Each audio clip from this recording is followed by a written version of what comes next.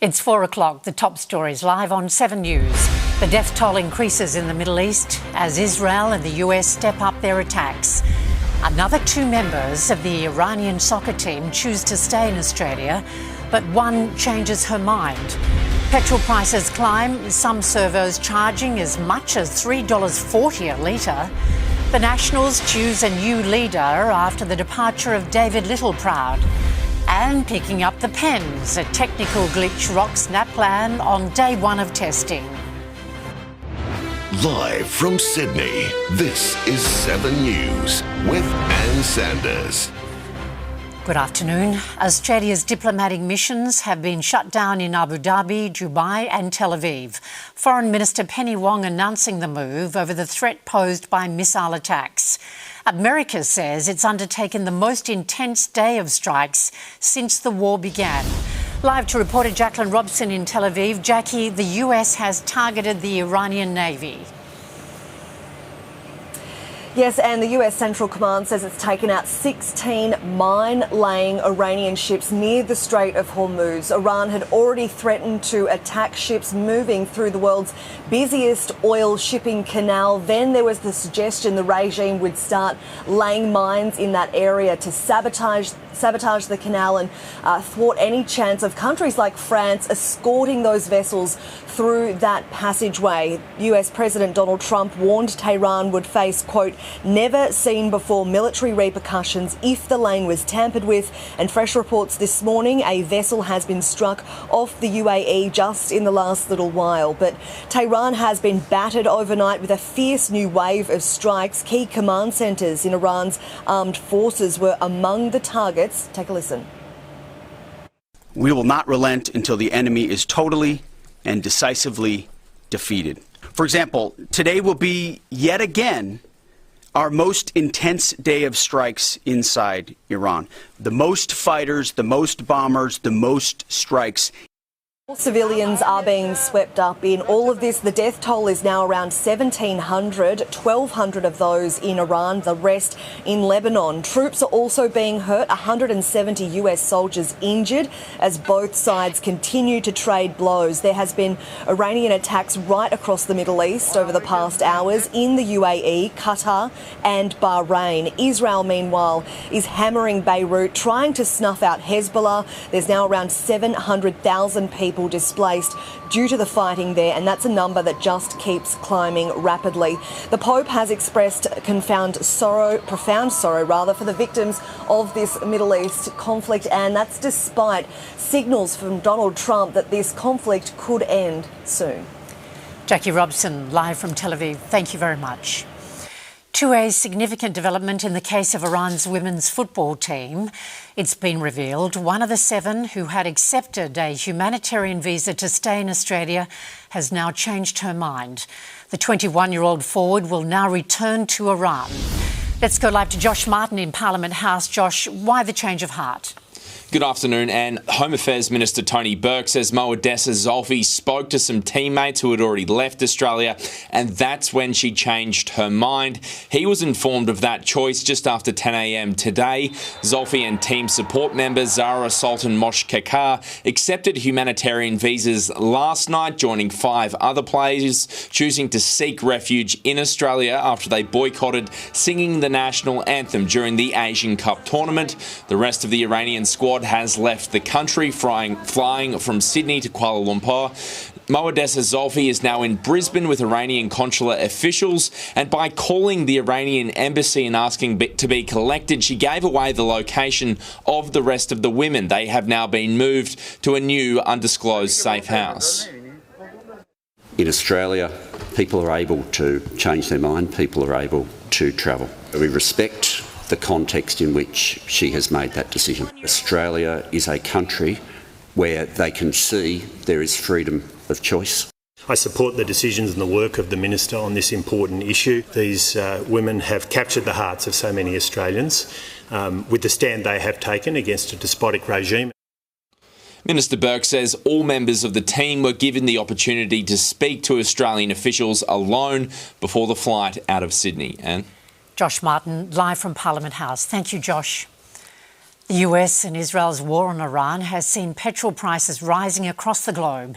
In regional New South Wales, the price is edging towards $3.40 for standard unleaded petrol. As Demi Ball reports from Armidale, there are calls for drivers not to panic buy. Good afternoon. Petrol prices in regional New South Wales are soaring as demand continues to surge. Here at Armidale's Kinetic, the price for both unleaded and diesel is sitting at $3.39 per litre, the highest in the state. Independent fuel suppliers who service the regions are either being refused supply or charged excessively high prices, and residents are feeling it at the bowser. We're just chasing diesel and we can't get it. I don't know how people are going to manage. Really don't. Over the past few days I've been watching the pricing and it's just been insane to see how fast it's been rising. It's terrible to see these fuel prices going through the roof. It's not just fuel that's going up in price. Higher petrol costs will trickle down to other items, both in the regions and the cities. The diesel's gone up, so cattle are going to go up because the trucks are going to be more expensive, and then you're going to go all your groceries, so everything's just going to keep rising. Fuel station owners are being hardest hit out here. Wholesale price of fuel had gone up over 103% for several of the products. We've just run out at the moment. People have just bought us out like crazy. People panic buying. This issue doesn't seem to be slowing down anytime soon. The owner of Kinetic says there's about 3 days worth of fuel remaining, and when that runs out, there's no definite timeline as to when his next supply will arrive. The Nationals have named their successor to David Littleproud after his surprise resignation yesterday. Matt Canavan has been elected as leader of the party, the Queensland Senator defeating Bridget McKenzie and Kevin Hogan in a leadership ballot. He'll be joined by Darren Chester as deputy. It's extremely humbling to be elected the leader of this great party. We need to go hyper Australia for our country. We need more Australian babies. We need more Australian humour, more Australian jokes. We need more Australian barbecues. Elsewhere in federal parliament, billionaire Clive Palmer has declared he'll run at the next election for the Gold Coast seat of Fadden. He last served as an MP between 2013 and 16. A shocking drowning incident has seen 2 people die at a beach south of Wollongong. Just after 11 this morning, a 66-year-old man and a 64-year-old woman got into difficulties off Shell Harbour Beach. Members of the public helped them to shore and began CPR. Paramedics then took over, but they couldn't be saved. It's believed relatives of the pair were on the beach during the incident. NAPLAN testing has been thrown into chaos for more than 1 million children across the country after an IT outage forced a mass shutdown. The tech problem affected students in grades 5, 7 and 9, authorities calling an immediate halt. Rochelle Brown has the details. More than 1 million students were supposed to start NAPLAN tests today, but instead they were left in limbo. A website outage stalled testing as they sat down to complete the assessment this morning. Some students accessed the site slowly and were able to start their tests. Others reported that their screens had frozen and many were unable to log in at all. Yeah, look, it's obviously not the start we want, is it, on the first day of testing. Approximately 9:20 this morning, we became aware of a technical issue and that was affecting students being able to log on to the platform. We completely understand that this has been a disruption in schools and apologise for that disruption. The Assessment and Reporting Authority confirmed the problems affected schools nationwide, saying the issue is being urgently investigated by Education Services Australia, who run the platform. Schools have been advised to pause testing while this is being investigated. Testing resumed more than 2 hours later. NAPLAN moved to online testing in 2022 after more than a decade of completing the assessments on paper. Year 3 students weren't impacted. Similar technical issues impacted testing in 2019, some teachers already calling for a return to the original format. Labor education ministers are MIA. The government, education ministers and education authorities had one job and they failed. The NAPLAN testing window runs until late March, giving schools some time to reschedule. Angie Asimus joins us with a look at our weather forecast now. Hi there, Angie. The sun made a comeback today. Quite a change, and it was hot and humid under that sunshine too. We ended up with a top of 28 degrees in the city centre. Hasn't started to cool down as yet. Humidity was in the 90s this morning and stayed well above 60% all day. There were a lot of centres above average today. In fact, a top of 37 at Canamble and at Griffith. Very hot in the south, 35 at Wagga, and a top of 32 at Bega. From those warm northerlies today, we will experience a southerly wind change. That will enter the far south later this evening, and that means the hot weather and sunshine won't last. Coming up, I'll tell you when the clouds will return and whether the blue sky will return in time for the weekend. Those details soon, Anne. Thank you. Still to come in Sydney's afternoon news on 7. Police scramble chasing a stolen car and a motorbike across our west and southwest. The deadly bus inferno that could have been deliberately lit. Jeffrey Epstein's ranch searched for the first time. The one stab to rule them all, with a hidden message for Tolkien fans. And a first look at this year's Vivid Festival.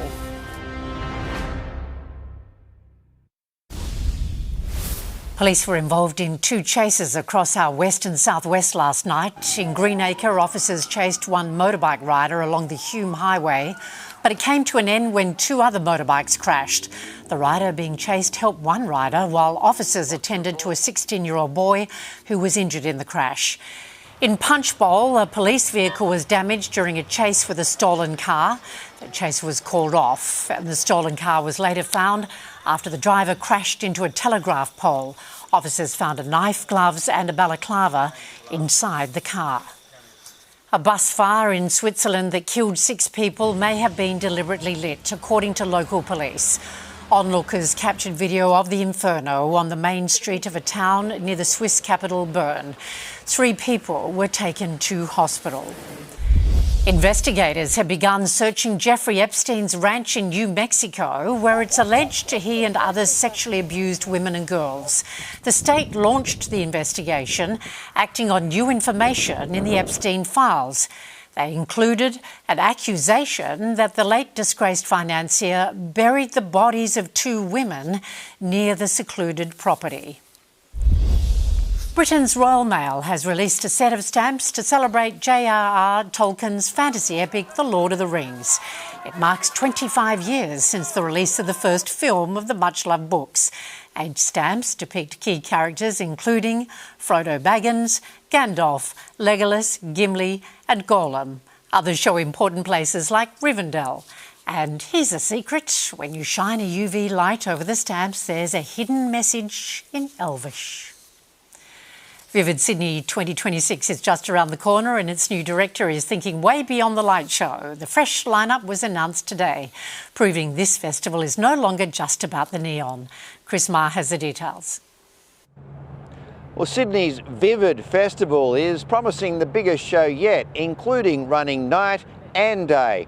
Now, Vivid has launched its 2026 program, the 23-day festival, beginning in late May into June. Vivid this year will once again see major buildings in Sydney used as artistic light shows, a 6-kilometre walk between Circular Quay to Darling Harbour. Due to popular demand, the drone show is back at Cockle Bay, also along with the laser display. There will be a 23-metre tower with a glowing meteorite at Barangaroo. For the first time, Vivid will be a daytime experience as well, light sculptures from 9 a.m. It's part of a push to boost its appeal. Vivid now in its 17th year. One of my missions in coming into this job is to make this the most attended comprehensive arts festival in the entire world. And for the first time, members of the public can submit lighting designs of their own. Some of those will be chosen to be put on display. And organisers say more than 80% of Vivid is free of charge. Still ahead on 7's afternoon news, a rare legal loss for Peter V'landys, exposing deep issues in New South Wales racing. A heartwarming moment at Melbourne's Big Freeze, the world record set to fight MND. In sport with Matt White, the Sharks and Panthers get set to go bush, and a Miami Heat star's unbelievable points haul in the NBA. That's next. Mel McLaughlin, the face of sport, but missing from TV. So, Miss Mel. Normally so private, but now, the story she's ready to tell. 7 News at 6. Tonight in 7 News at 6, an Iranian asylum seeker changes her mind as the soccer team heads home. Mel McLaughlin reveals why she disappeared from TV. An Australian designer's victory over pop star Katy Perry. Housing nightmare councils named and shamed. And what's in store at this year's Vivid Festival. Sydney, 7 News at 6. That white now with sport and rugby leagues on the road again. The NRL just can't stand still, can it? And after starting the season in Las Vegas, the game is now heading west. The Panthers tackling the Sharks this Saturday night in Bathurst. And for Sharks fullback Will Kennedy, Bathurst is where it all began as a footballer. His father played, as fate would have it, for the Bathurst Panthers. It's a different kind of footy, bush footy, so it's good to watch all that and then come up and play there this weekend. In their season opener, the Sharks thrashed the Titans 50 points to 10, while the Panthers shut out the Premiers Brisbane 26-0. And a warning for Parramatta fans. The Broncos say they've learnt and recovered from that round 1 thumping by Penrith. Brisbane coach Michael Maguire was heavily criticised for deploying Ezra Mam from the bench last week. Mam joined skipper Adam Reynolds in the halves for tomorrow night's clash against Parramatta at Suncorp Stadium. Talking about the past is the past. Ultimately, at the end of the day, I chose a team last week and we didn't hit the mark. This week, we've got to make sure we do, because we'll have a team coming up here wanting to have a crack at us. And Newcastle captain and Maroon star Kalyn Ponga is set to pledge his allegiance to New Zealand ahead of this year's Rugby League World Cup. Swan star Charlie Curnow says he feels right at home in Sydney and is eager to become the next Swannies legend. Curnow still settling in after a stellar debut against his former team Carlton, giving his new home a touch-up as well. The 29-year-old wants to follow in the iconic footsteps of Swans forwards Buddy Franklin, Tony Lockett and Barry Hall. You always hear funny stories about Plugger and Barry Hall and all those lads. I'd love to meet them all one day. Growing up, loved watching Buddy, and that was a huge part of my junior career. Looks like a tradie, doesn't he? In 7 News at 6, Curnow opens up on his blockbuster move and his quest on delivering Sydney a premiership. The Matildas are wary of an X factor against relatively unknown opponents North Korea in Friday night's quarter-final in Perth. Australia hasn't faced off against the North Koreans, tipped as tournament dark horses, in 10 years. We've seen how they've played throughout the tournament, so I think we have enough to prepare and enough to play against them and know where their strengths and weaknesses are. Matilda's vice-captain Steph Catley has rejoined the team in Perth but remains in doubt for the match due to concussion. Tottenham Hotspur's dismal season hit a new low in the Champions League this morning. An absolute nightmare! Tottenham lost the first leg of their round of 16 tie 5-2. Liverpool were stunned by Turkish side Galatasaray 1-0. And NBA history was made today. Miami's Bam Adebayo scoring 83 points on his own against the Washington Wizards. Adebayo surpasses the late Kobe Bryant for the second highest scoring game ever. Now, Kobe's mark was 81, so Adebayo's 83 beats that, but the all-time record is held by Wilt Chamberlain, 100 points back in 1962. Miami thumped Washington 150 to 129. I just get tired thinking about 83 points. Extraordinary, isn't Wishing. it? Thanks a lot, Matt. Okay. See you soon. The top stories are next on Sydney's Afternoon News on 7, including the advice to travellers as airlines raise prices on European flights. The new effort to find missing 4-year-old Gus Lamont. Streets turned to rivers in central Queensland, hundreds of residents forced to flee. See the barbershop crash workers thought was a bomb explosion. Live from Sydney, this is 7 News with Ann Sanders. Welcome back. These are our top stories on 7. America ramps up its attacks on Iran, warning it against laying mines in the Strait of Hormuz. One Iranian footballer changes her mind, choosing to return to her homeland. Over $3 a litre, eye-watering fuel prices at regional petrol stations. A new leader for the Nationals, Matt Canavan, voted in. And a computer glitch causes a delay in national NAPLAN exams. Returning to our top story, the US is launching its most intense wave of attacks since the start of the war on Iran. The American casualties have reached 7 dead and more than 170 soldiers injured in the conflict. Rob Scott reports from Washington.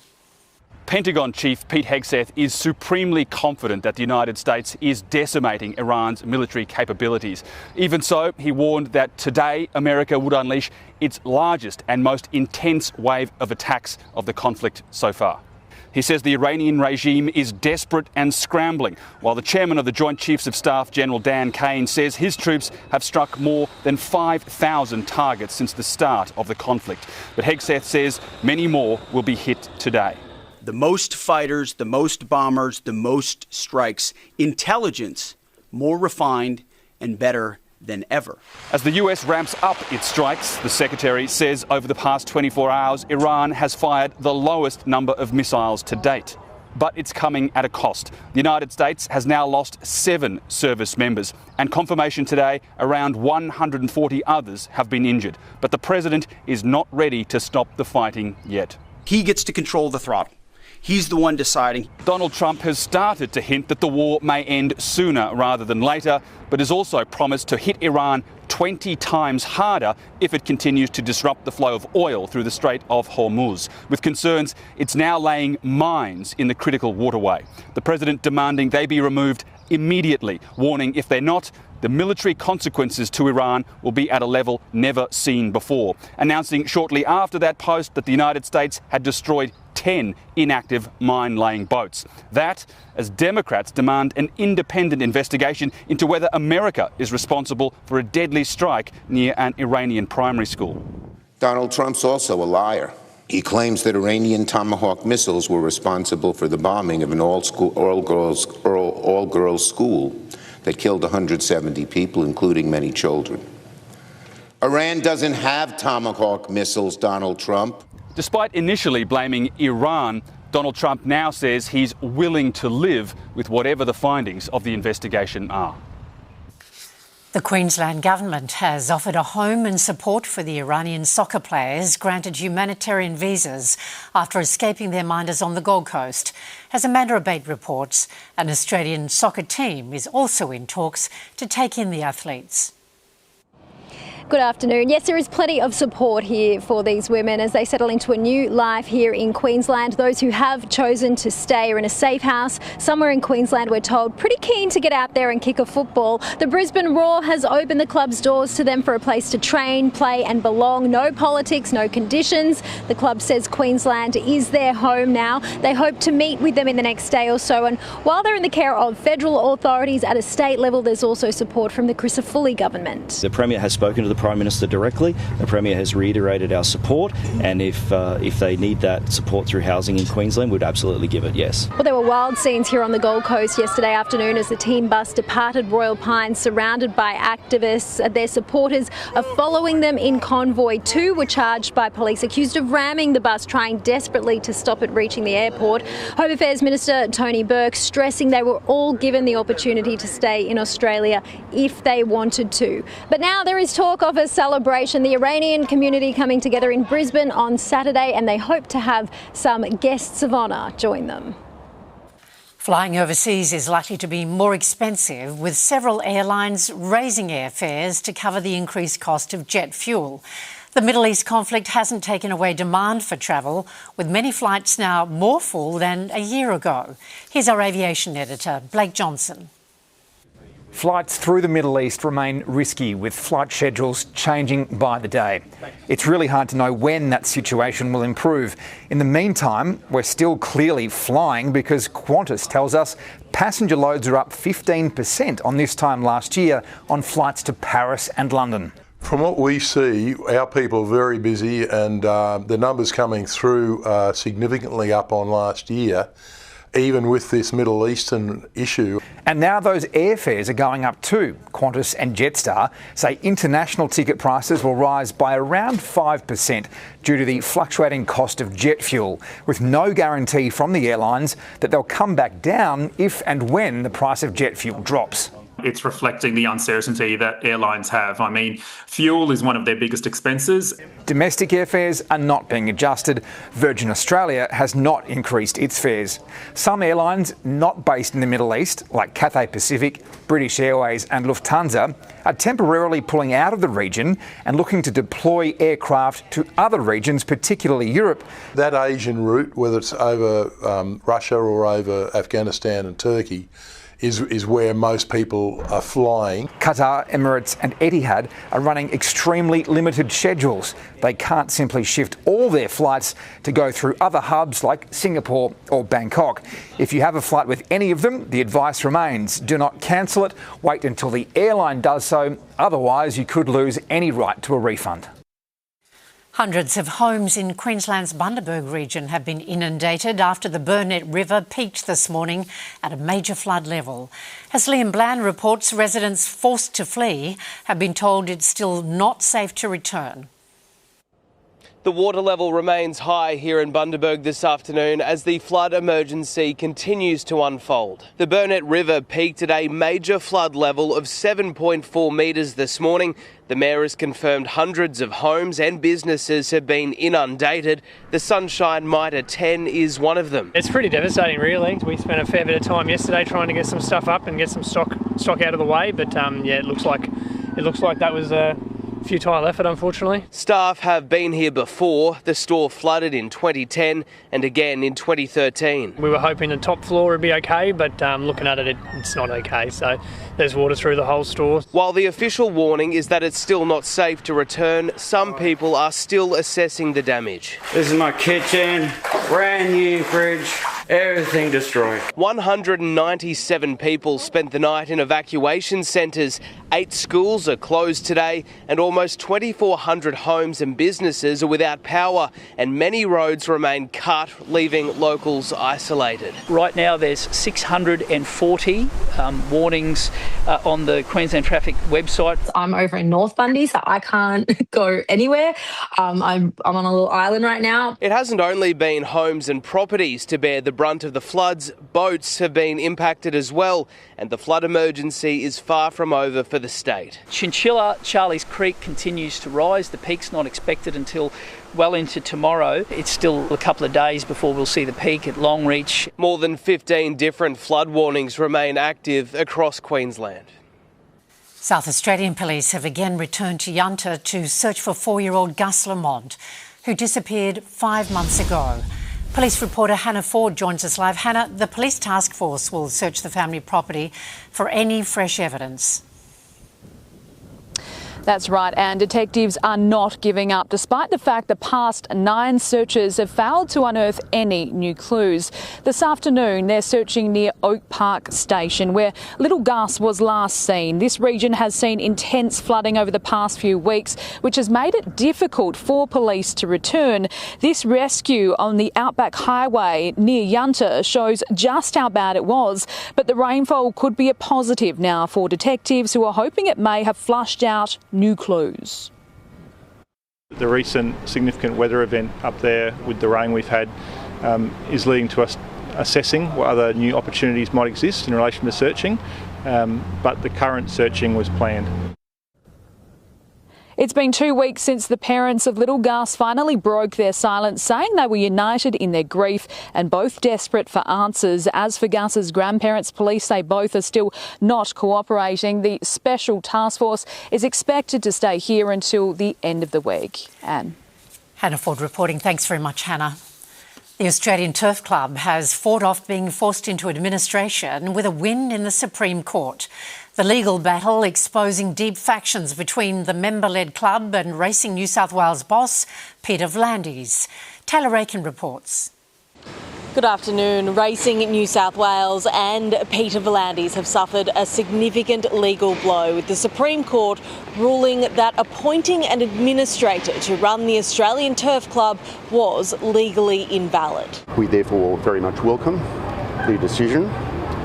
We, as the Australian Turf Club, feel vindicated, and I think most of the racing industry will also welcome this decision. The Australian Turf Club took the racing regulator to court late last year after it announced the appointment of an administrator trying to sack the board of directors, citing serious financial and governance concerns. But following a 3-day hearing last month, Justice Kuntz revealed that that was legally invalid, finding concerns about financial mismanagement were due to a misreading of financials and went beyond matters relating to the regulation of horse racing. The club members are in charge of their club. The judge commenting that the act of appointing an administrator was a drastic one and that despite his judgment it was unlikely to end the disagreements between the Australian Turf Club and Racing New South Wales. The regulator, Racing New South Wales, has 28 days to file an appeal.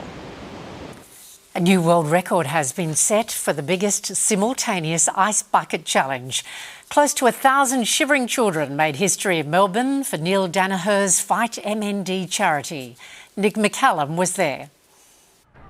Jan Danaher says they've done some crazy things to raise money for Fight MND.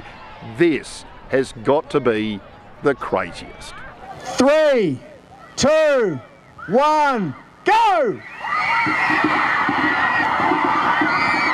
979 teenagers from 12 schools from around Melbourne gathered on the Xavier College Oval to dunk themselves in icy cold water. Really cold and it was like a shock of coldness, but it's really exciting.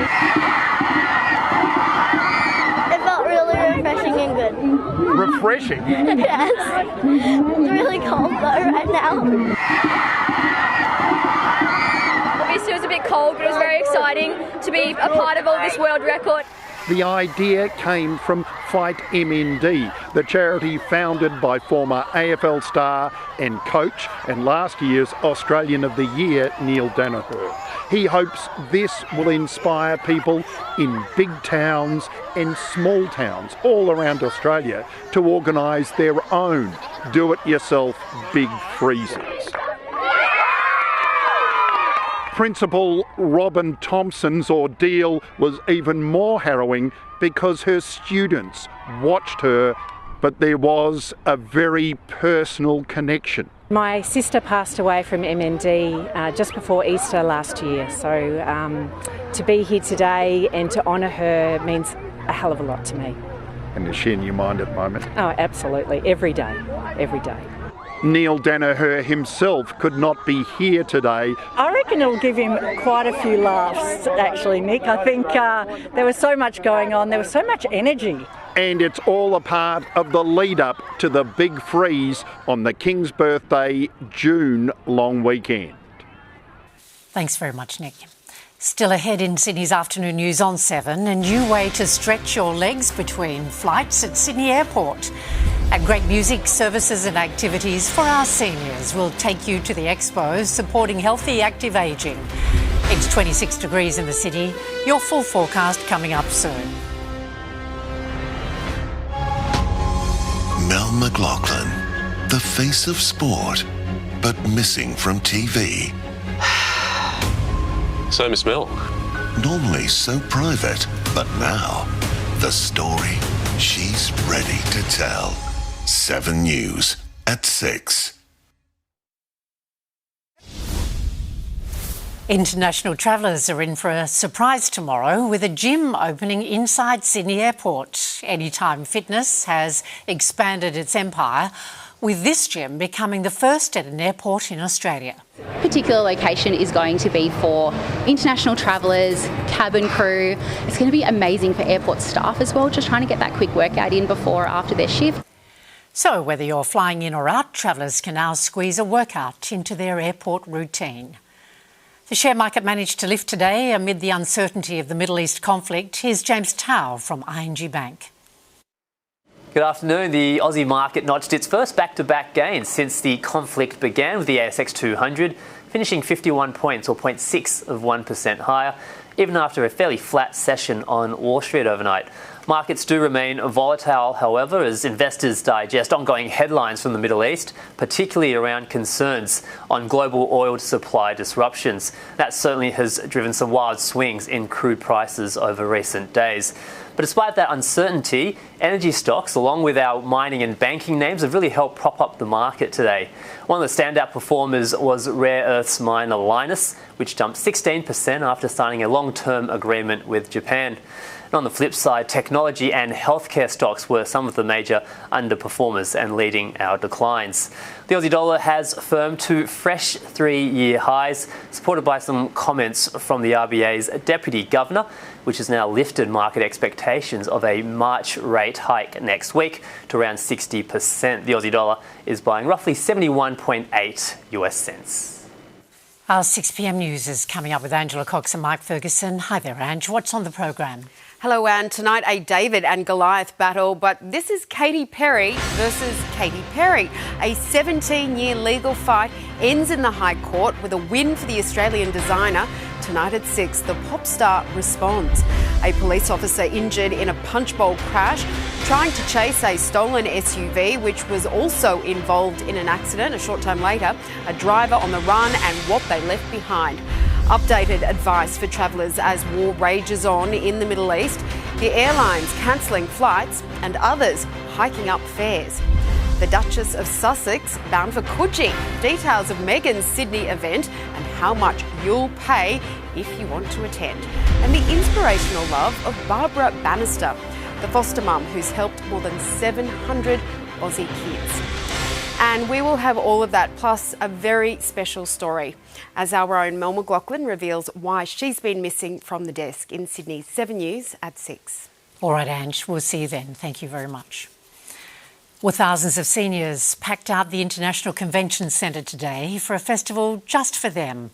Bold performances and dozens of stalls playing into this year's theme, Live Life in Colour. Tom Saker is getting amongst the fun. Good afternoon and welcome to the Southern Hemisphere's biggest embrace of ageing, the Seniors Expo, getting bigger every year and certainly never getting old. This year's theme is Live Life in Colour. About 35,000 golden oldies are streaming through the doors at the ICC in Darling Harbour and next door at the TikTok Centre of all places for a series of performances. That was emceed by our very own Mark Ferguson. Today's concert offers a moment to recognise the spirit that you all bring to the people of New South Wales. And it featured a short speech from Premier Chris Minns. After a difficult summer for our city and our country that we've had in Sydney in particular, we're in desperate need of a party right now, and we're in desperate need of our community coming together. At the expo itself, 90 exhibitors are displaying all things useful for seniors. Coach tours, bus and train timetables, arts and crafts, crossword puzzles and aged care stalls among many others, including a Channel 7 stall where Natalie Barr, Matt Shervington, Angela Cox and Mark Ferguson delighted their adoring viewers. No one here is in denial about ageing and everyone is embracing the beauty of living a long life. Us, as we get older, we have everything to look forward to. We don't like sitting at home just putting the feet up. We get out and about. We've got to keep moving. That's what I try to do. Yep. I don't want to sit at home in my recliner chair. And we'll have plenty more from the Seniors Expo tonight on the 6 p.m. news.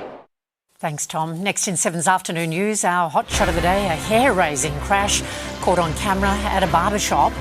And Amber will be here with your latest forecast across Sydney and around the country.